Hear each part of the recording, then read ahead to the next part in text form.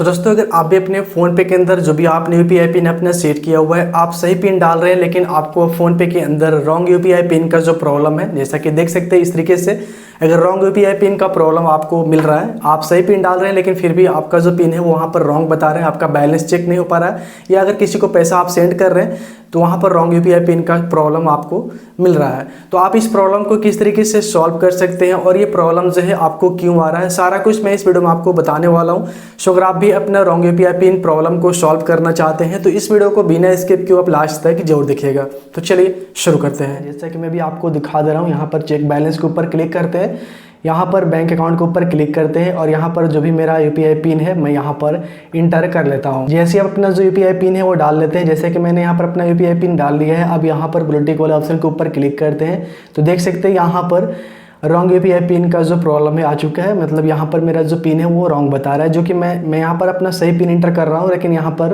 Wrong UPI pin बता रहा है। तो ये प्रॉब्लम आपको 3 कारणों से हो सकता है। या तो आपका जो भी यूपीआई पिन है, जो भी आपने सेट किया होगा, आप यूपीआई पिन अपना कुछ ना कुछ कहीं ना कहीं मिस्टेक आप कर रहे हैं, भूल चुके हैं, आप यहाँ पर सच में आप रॉन्ग पिन डाल रहे हैं तो ये आपको प्रॉब्लम दिखाई देगा। सही पिन आप जैसे ही डालेंगे प्रॉब्लम सॉल्व हो जाएगा। और दूसरा कारण हो सकता है टेक्निकल प्रॉब्लम। कभी कभी फ़ोन पे के अंदर टेक्निकल प्रॉब्लम, टेक्निकल इशू आ जाता है जिसके कारण आप सही पिन भी डालते हैं, यानी अपना जो भी आपने यूपीआई पिन सेट किया होगा आप सही पिन डालेंगे, उसके बाद भी आपको रॉन्ग यूपीआई पिन का जो प्रॉब्लम है वो आपको दिखाई देगा। तो आप कुछ टाइम वेट कर लीजिए, उसके बाद जो आपका ये प्रॉब्लम है सॉल्व हो जाएगा अगर टेक्निकल प्रॉब्लम होगा तो। आप तीसरा प्रॉब्लम आपको, यानी तीसरा जो कारण होगा, तीसरा कारण हो सकता है आपने जो भी अपना यूपीआई पिन सेट किया हुआ है वो बहुत पहले ही सेट किया हुआ है, आपका जो यूपीआई पिन है वो एक्सपायर हो चुका है। कभी कभी ऐसा भी होता है कि जो भी आप यूपीआई पिन सेट किए हुए रहते हैं वो आपका यूपीआई पिन जो है वो एक्सपायर हो जाता है, उसके बाद आप पिन सही भी डालेंगे तो रॉन्ग यूपीआई पिन का जो प्रॉब्लम है आपके सामने इस तरीके से शो हो जाएगा। तो आपको इस प्रॉब्लम को अगर सॉल्व करना है, आप टेक्निकल इशू के कारण वेट भी कर चुके हैं उसके बाद भी रॉन्ग यूपीआई पिन का प्रॉब्लम आ रहा है, तो आपको क्या करना है, सिंपल नीचे यहाँ पर रीसेट यूपीआई पिन का ऑप्शन दिख रहा है, यहाँ पर आप क्लिक कर लेंगे। जैसे आप क्लिक कर लेंगे आपके सामने कुछ इस तरीके का इंटरफेस दिख जाएगा।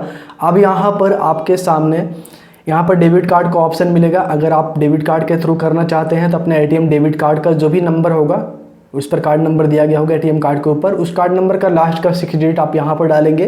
कार्ड का एक्सपायरी मंथ और ईयर आपके एटीएम कार्ड के ऊपर प्रिंट होगा, वो देखना है, यहाँ पर डाल लेना है।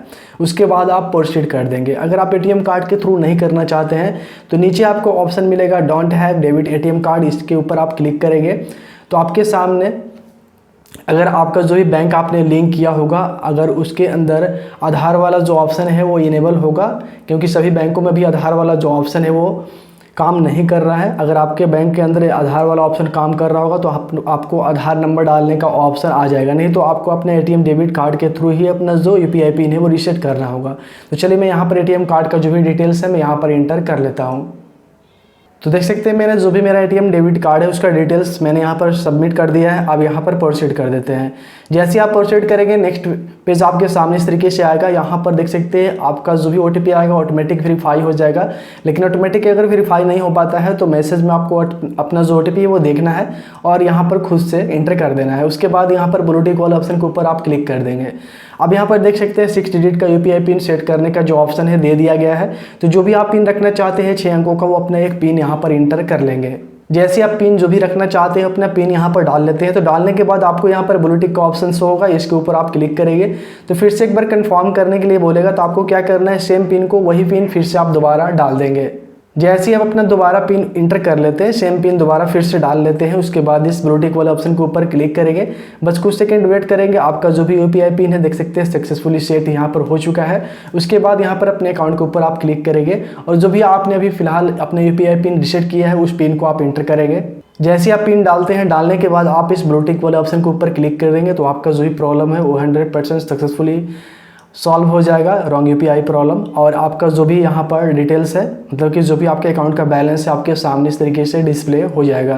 तो बिल्कुल ही सिंपल सा प्रोसेस था। इस तरीके से अगर आपके फ़ोन पे के अंदर एनेबल यानी रॉन्ग यूपीआई पिन का प्रॉब्लम आ रहा है तो आप इस प्रॉब्लम को इस तरीके से सॉल्व कर सकते हैं।